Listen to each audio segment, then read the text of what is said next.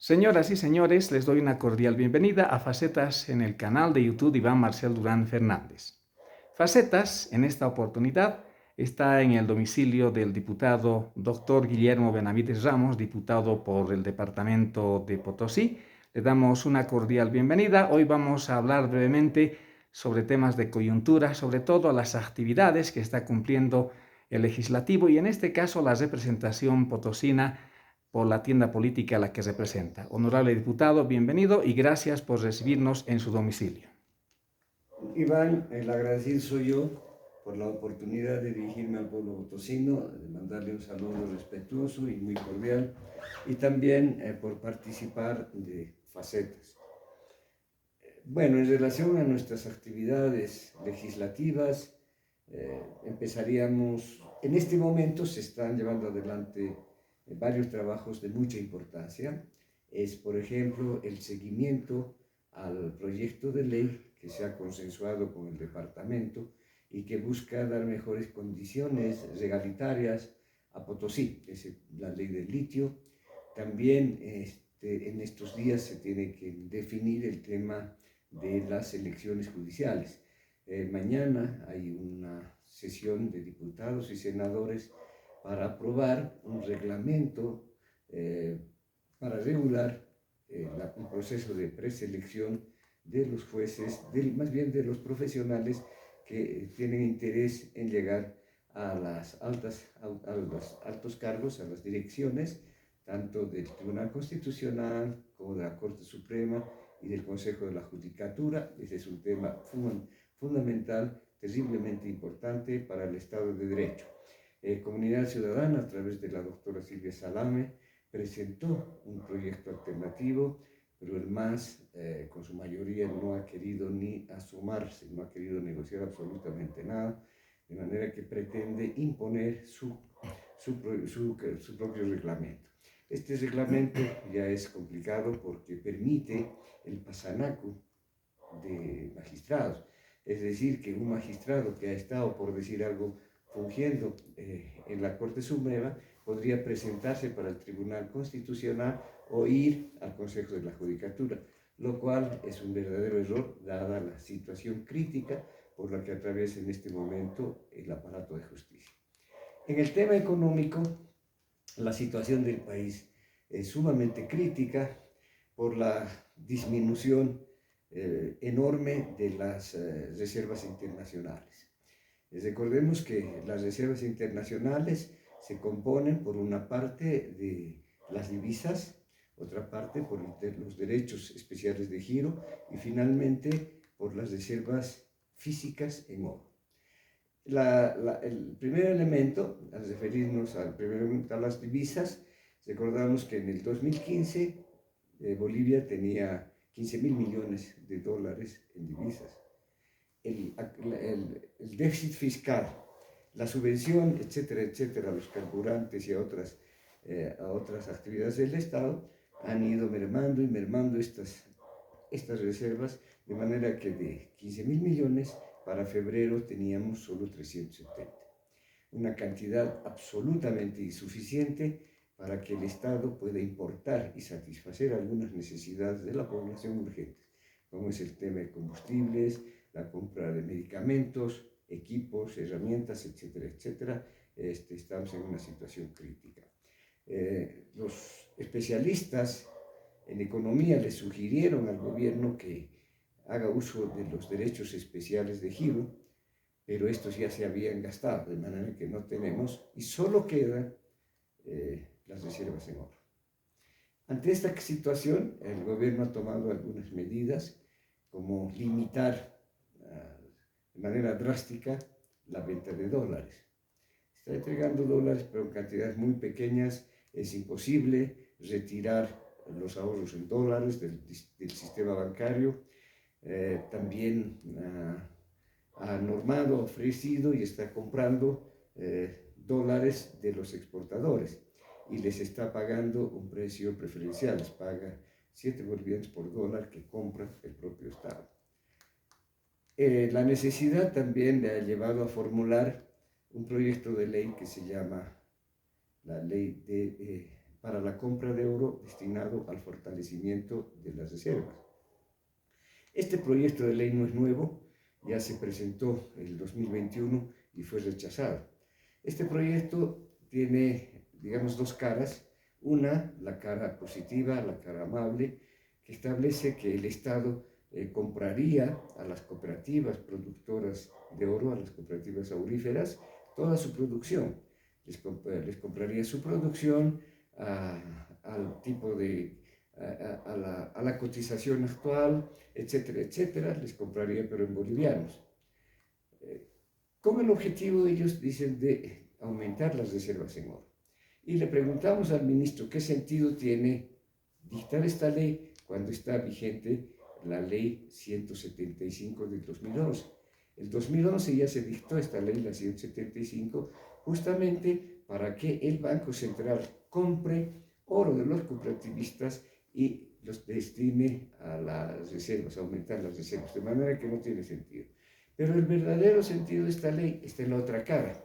En el artículo 9 se pretende dar atribuciones al Banco Central para que el Banco Central haga actos de disposición de las reservas en oro.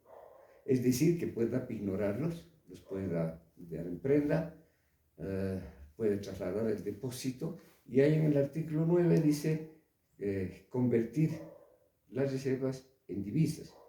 ¿Cómo podemos entender? Vender las reservas y convertirlas en divisas.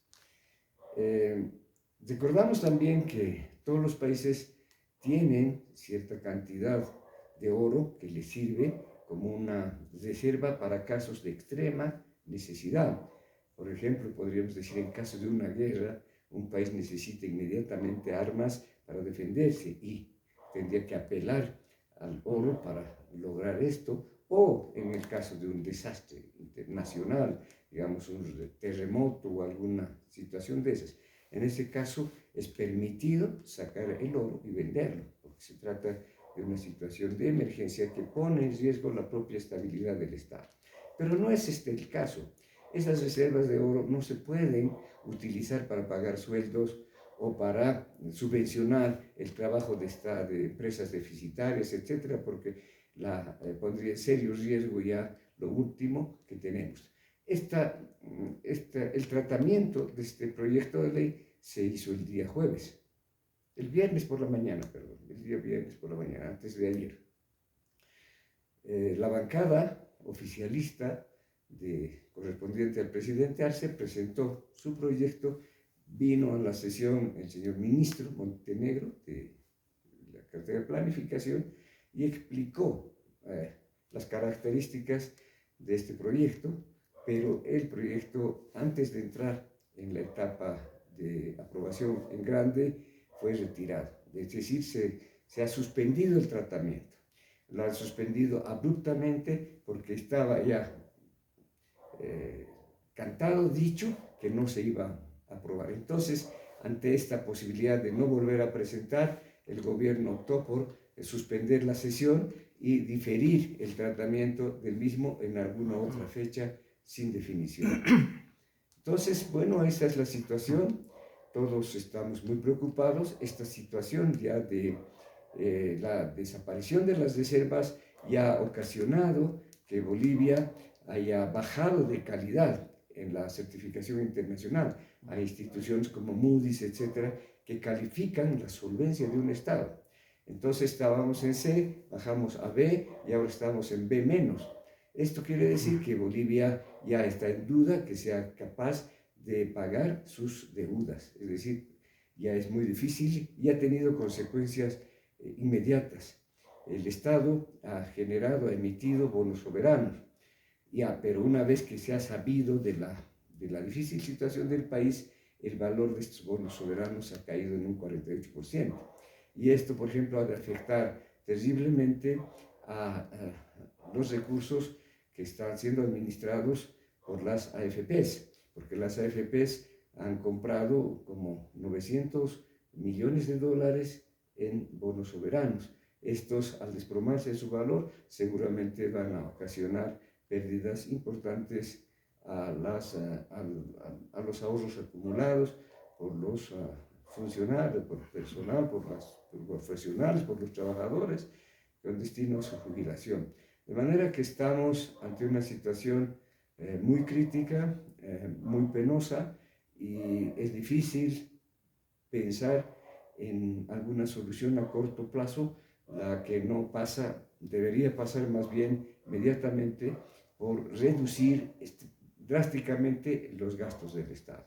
Pero parece que el gabinete económico no quiere tomar esta decisión, de manera que estamos en una incertidumbre, en un temor, en un temor generalizado de la población acerca de qué va a ser de nosotros en el tema económico.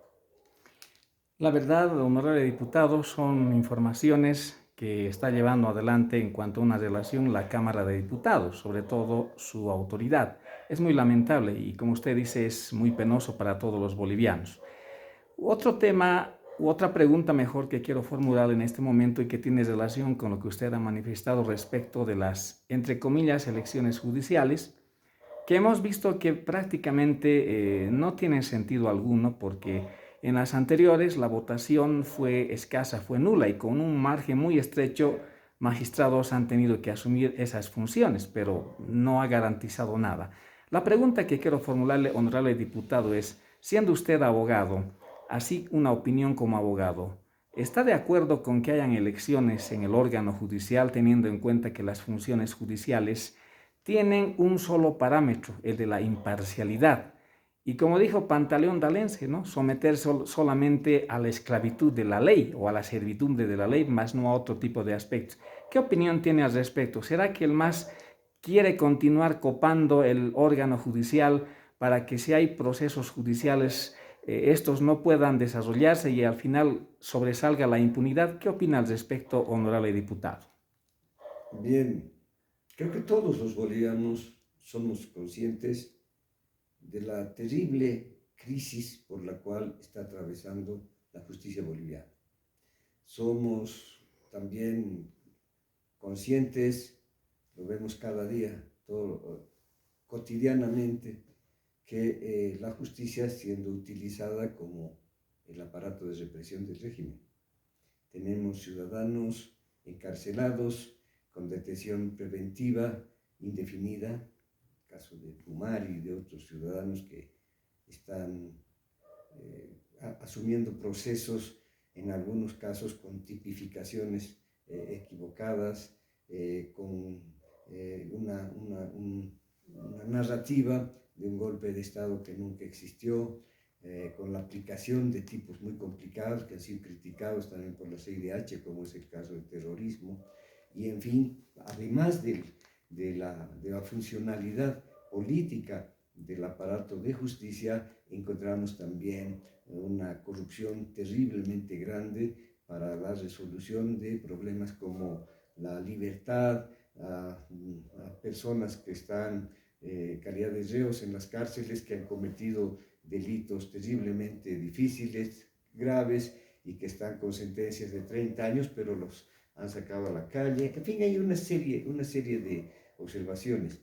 Entonces, y esto se debe, pues, por supuesto, a que las autoridades que ahora están en vigencia, a la dirección de los órganos jurisdiccionales, no han cumplido con su papel. Entonces, en las anteriores elecciones, lo que hemos visto es que el MAS ha seleccionado a los candidatos sobre los cuales tiene un control absoluto.